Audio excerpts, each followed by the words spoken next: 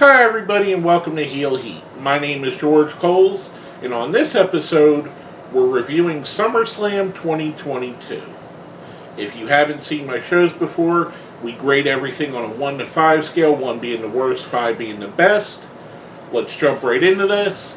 First match of the card, we have for the Raw Women's Championship, Bianca Belair defending against Becky Lynch. I half expected this to be a quick 25-second match based on what happened last year, but I'm kind of glad it wasn't, because to me, and I hate to be a spoiler, this was the best match of the card, in my opinion. I thought these two are awesome. They have awesome chemistry together. Two of the absolute best women's wrestlers in the world right now. They put on one hell of a match. Bianca ends up winning at the end. Becky and Bianca shake hands and hug. And then we get the first surprise of the evening. We get Bayley coming out. And then after Bayley comes out, so does Dakota Kai. Then they're both followed by Io Shirai, who is now going by Io Sky. Or at least that's what it sounds like from commentary, and I believe WWE's even put up some merchandise that says Io Sky right now. The three of them, Bayley, Dakota Kai, and Io Sky, get in the ring to confront Bianca. Bianca looks like she has no backup. And then seemingly, we get a Becky Lynch face turn. So a whole bunch of surprise coming right off the bat to start the show. I'm giving this a 5. Like I said, it's my favorite match of the night. I thought it was the best match of the night. And it was just awesome. And it's a huge success, I guess is the best word I could come up with, or a huge win for them to have Bayley back, to have Dakota Kai back in the company, and to have Io Shirai here. So this will be a big boon for the women's division, whether they do put them all on Raw or if they put them on SmackDown. It really doesn't matter, because anywhere they go, these are three extremely hyper-talented women that are going to make any women's division better. Next up, we have my second favorite match of the night. We have Logan Paul versus The Miz.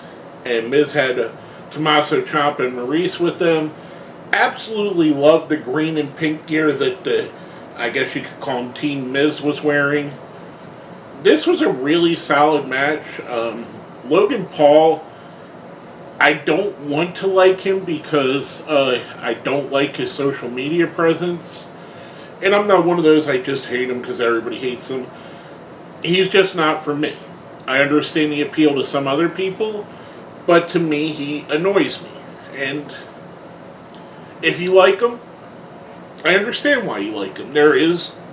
He puts a lot of production value. If you like the kind of thing he does, that's great.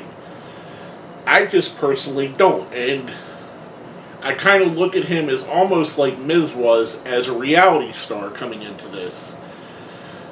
And Logan Paul is a lot better than he should be.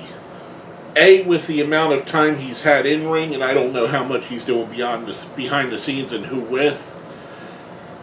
And B, for the fact that he's just basically a celebrity doing celebrity matches. Him and Bad Bunny, and someone we're going to talk about a little bit later, Pat McAfee, have kind of raised the bar on outsiders wrestling and made it that if you're going to come and you're going to show up to wrestle, you better bring it. And Logan Paul absolutely brung it. At one point, Ciampa starts to get involved. He gets run off by AJ Styles, which I hope that becomes a feud going forward. I'd love to see the matches that Tommaso Ciampa and AJ Styles get it coming forward. Kind of half expected Johnny Gargano here, but we didn't see him. I imagine now that with Triple H in charge, that Gargano will be back in the WWE very soon. Logan Paul does pick up the win here with a skull-crushing finale. I'm giving this one a 5 as well. Like I said, my two favorite matches of the night were the first two matches of the night. Next up, we have for the U.S. Heavyweight Championship, Bobby Lashley defending against Theory. This is going to be the start of what would end up being a not so great night for Theory. I thought this was an okay match. Their chemistry felt a little bit off, especially coming from the first two matches. It didn't feel as good as those two, and it wasn't that it was a bad match. It just kind of felt like a run-of-the-mill match, a standard-type match. And I like Bobby Lashley. I like Theory. I think they're both good wrestlers. Just for me, it didn't have that feeling that the first two did. I wasn't as excited. It felt a little bit flat to me. Lashley does pick up the win here. I'm going to give this one a 3. Next up, we have the Mysterios, Rey and Dominik, versus Damien Priest and Finn Balor representing the Judgment Day. Rhea Ripley's in their corner, and this is a no DQ match. Rhea does get involved in this. This was an interesting match. It was a fun match.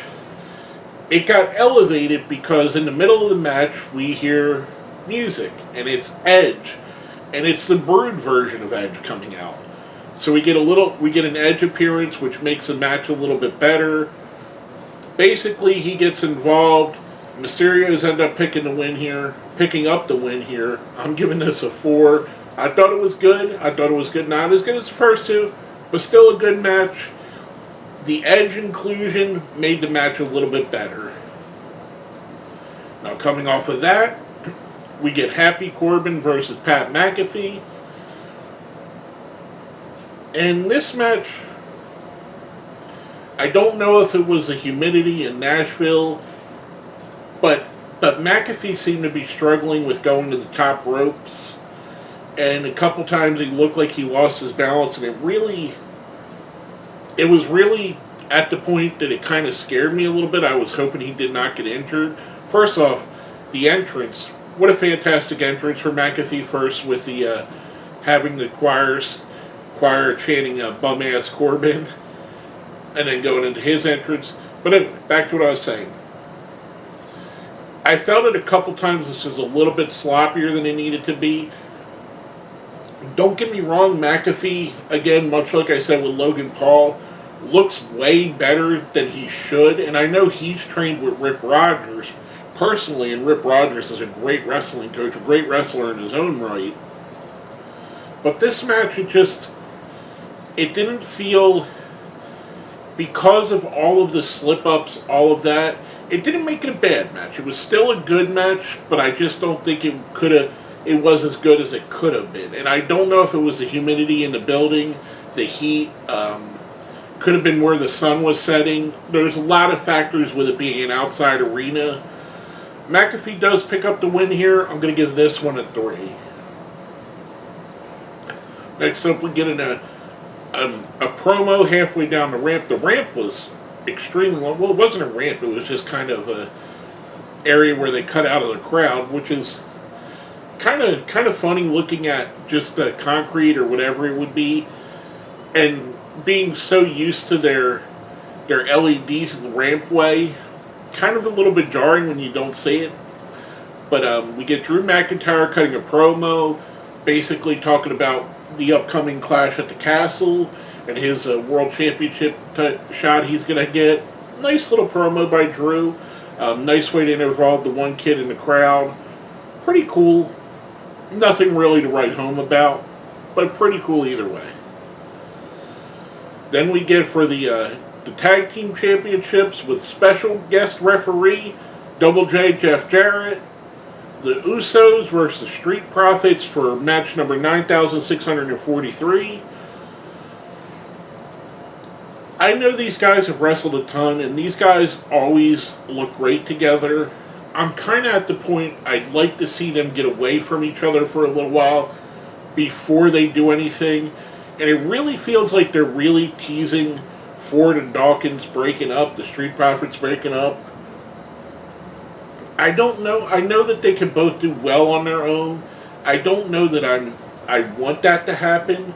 I do like the fact that there's two good teams like that. There's another good team like the Street Profits out there, so I don't necessarily want them to break up, but I know, and the scuttlebutt is that Montez Ford is looked at as a future world champion, and rightfully so. The guy is ultra talented, and he looks like $1,000,000. I just don't know that I want the end of the Street Profits just yet. My personal preference. Usos do pick up the win here. I'm going to give this a 4. Next up, we see Kid Rock in the crowd with what I guess is his girlfriend. I don't know. Obviously, I know who Kid Rock is. He's a major music star. I don't follow or haven't followed his career enough in the past couple of years to know who the girl he was with and making out with was. Who knows? Maybe. I guess it's his girlfriend. But just a weird thing. Kid Rock is kind of polarizing. And I won't get into it too much here because this is a wrestling show and not a political show. But we'll talk about it a little bit more in a couple moments. That leads us into Matt Riddle coming out, basically calling out Seth Rollins, saying he's not cleared because of a neck injury. Rollins does come out, ends up hitting another curb stomp on him, which seems to tell us that maybe they're going to write Riddle off for a little while. He's going to be gone from TV. If it was a legit injury, there's no way they would do that move to him. So, a nice little segment here. A nice little breakup between the next action. After that, we get Liv Morgan defending her SmackDown Women's Championship against Ronda Rousey. This was all Ronda. Liv had little spurts of offense here. And I don't know that I like what they did here. I don't know that I like the way they portrayed Liv as basically not being on the level of Ronda Rousey and having to luck out a win. We get to the finish where, as Ronda's being pinned, Liv Morgan's tapping out in the armbar as well. I understand the controversial aspect of it. I do, and then with Ronda going after the referee afterwards, I imagine there's going to be a suspension so they can write her off TV for a while. I just don't know that it was the right thing to do for Liv Morgan. Liv Morgan does pick up the win here. I don't know if it's the right thing to do to build her as a credible champion. I could be wrong. I will reserve judgment till her championship run is over. But this being part of it, it doesn't feel like it is. As of right now, it doesn't feel like the best thing to do for her. After that, we get Mayor Kane coming out to announce the attendance, and Kane is pretty loudly booed. I wouldn't say it's a full everybody in the building's booing him, but there's a good amount of booing there. And kind of like what I said with Kid Rock, and I hate to go down this road because I don't want to make it this way. Kid Rock and Kane both have been very vocal in their political leanings. Not saying they're right, not saying that they're wrong, just saying that they've been very vocal. And I feel like when you have someone like that, that's so staunchly on one side of the card, whether it either side it may be, you're going to get that reaction because half of your fans are going to lean one way and the other half are going to lean another way. I like Kane. I like Kane as a wrestler. He's one of my favorite big men of all time. I just don't know that putting someone that's so politically polarizing up there is the right move to do. And I get it. He's in Tennessee. Kane's a mayor in Knox County, which I don't know how far is away from Nashville, but I get why he was there. I just don't know if it was smart when you know that half of your fans aren't going to enjoy it. Just what I'm saying, just my opinion. And it could have been the other way. It could have been somebody that's totally on the other side of the spectrum that the fans that would be fans of Kane's political leanings wouldn't like. I don't know that you necessarily put them out there either. Just my opinion. Then we get to the main event of the evening. Much like the Usos and the Street Profits, these two guys feel like they've met a million times as well. We get a last man standing match with Roman Reigns and Brock Lesnar. Brock drives out to the ring in a huge tractor, which will come into play several times during the match.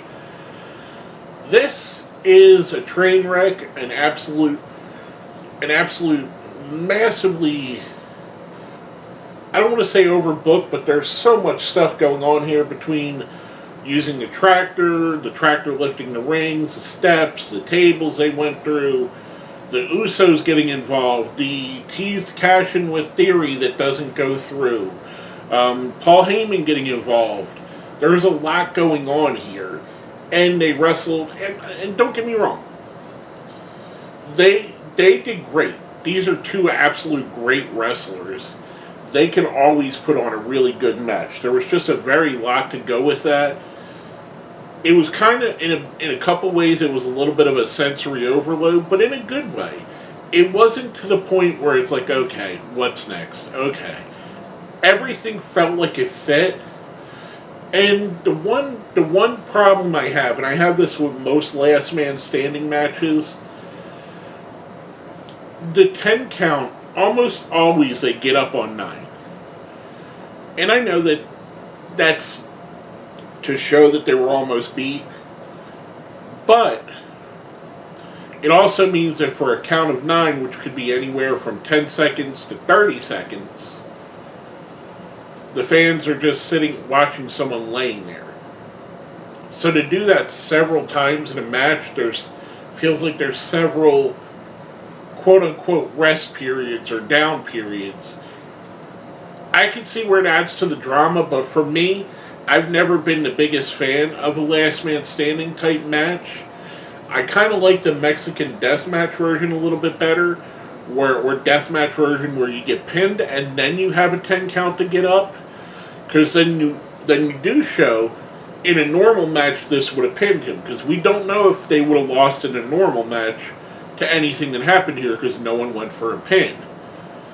That's the discrepancy. That's, for me, that's where the two matches are a little bit different and why I'm not the hugest fan of a last man standing match.